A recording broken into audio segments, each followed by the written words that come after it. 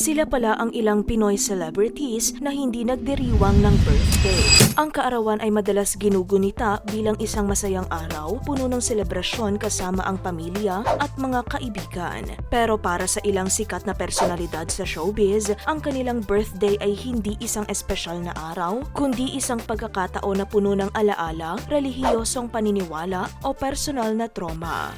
Isa na rito si Coco Martin. Sa panayam niya sa YouTube vlog ni OG Diaz, inamin niyang hindi niya ginugunita ang kanyang kaarawan tuwing November 1 at malungkot siya sa tuwing sasapit ito dahil sa hindi malilimutang karanasan noong bata pa siya.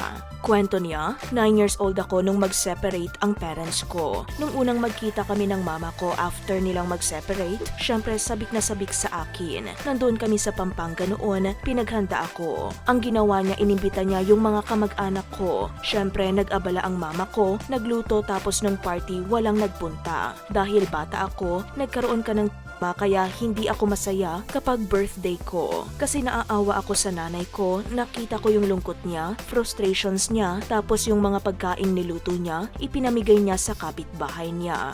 Ang aktres naman na si Bella Padilla, ipinagtapat niya noong 2016 sa programa ni Boy Abunda na hindi talaga siya nagse-celebrate ng birthday dahil sa kanyang relihiyon. Ani Bella, hindi po ako nagse-celebrate, Tito Boy. It's a normal day for me. I'm going to rest that day. Samantala, ang aktor na si Joshua Garcia ay hindi rin sanay na ipagdiwang ang kaniyang birthday. Sa isang panayam noong 2020, sinabi niyang, nakalakihan ko nang hindi nagse-celebrate ng birthday.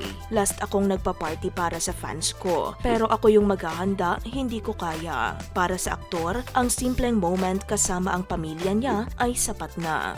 Maging si Dr. Vicky Bello ay naging bukas tungkol sa dahilan kung bakit ayaw niyang binabati tuwing kaarawan niya. Ipinagtapat nito na may kinalaman ang pagiging ampon niya kung bakit siya naging doktor at nabuo ang Bello Medical Group. Inamin nito na nagiging sensitive siya sa araw ng kapanganakan niya dahil naaalala niya raw ang sakit ng pagiging ampon. Emosyonal na kwento niya, nung pinanganak ako, never akong hinawakan ng nanay ko. So right away, dinala na nila ako sa incubator tapos inaantay ko na lang yung Bello mom. Cause I was born in Cebu. So my Bello mom was from Manila. She had to fly. So in my head, it was not a happy memory. Parang nung pinanganak ka pa lang, parang pinamigay ka na. So when I think of that, since I have so many issues about adoption, about not being good enough, about not being lovable, I thought I don't like to be greeted. Kasi pag narinig ko yung birthday, di ba happy birthday? So in my head, sino naman ang happy sa birthday ko? Wala naman. Kasi my mom and dad gave me on my birthday. So wala. Parang bumabalik lang talaga ang pain. So the best gift you can give me is not to greet me. Kasi when people say happy birthday, I can only be plastic for just a short time, then afterwards, umiiyak na ako. Ikaw, paano mo gustong ipagdiwang ang espesyal na araw na ito?